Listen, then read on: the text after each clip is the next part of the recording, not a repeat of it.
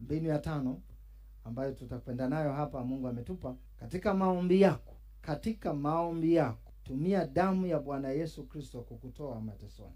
Anza kutumia damu ya Yesu.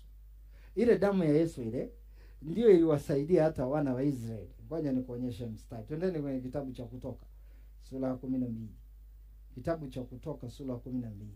Mstari wa 13 na wa 14. Kitabu cha Kutoka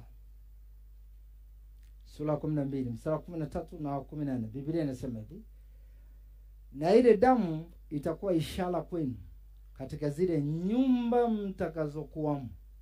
Angalia, na ile damu itakuwa ishara kwenu katika zile nyumba mtakazokuwamo. Mwingine hajaelewa tena.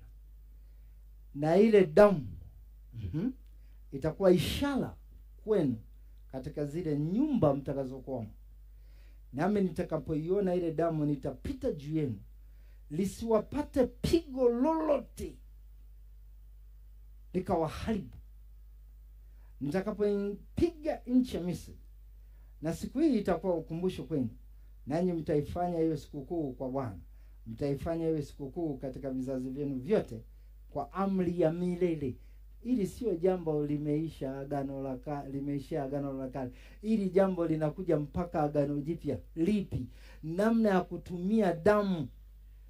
Hapa walitumia damu ya Pasaka ambaye alikuwa ni kondoo. Mungu aliwafundisha hawa jamaa kutoka kwenye teso lao. Inua kichwa na kufundisha kidogo.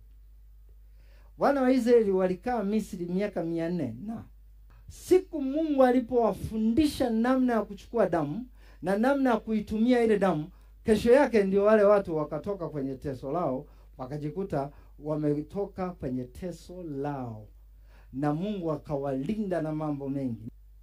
Na mimi naamini tukianza hata sisi leo kuitumia damu ya Yesu ya agano, damu ya Yesu wa Nazareti, ambayo Biblia inatufundisha kile alichokifanya Yesu siku ile pale ni sawa tu hata hapa kwenye Kutoka, kwa sababu palikuwa na chakula cha Bwana, palikuwa na damu, akawaambia nyie kuleni, na hapa aliwaambia kula, ila aliwaambia chukueni hii damu. Sasa hii damu ninawapa nyinyi, nikiwapa mimi hii, itumieni hii damu, itawatoa kwenye mateso yenu. Sikiliza kanisa la Katavi, jifunze kuitumia ile damu kukutoa kwenye mateso yako.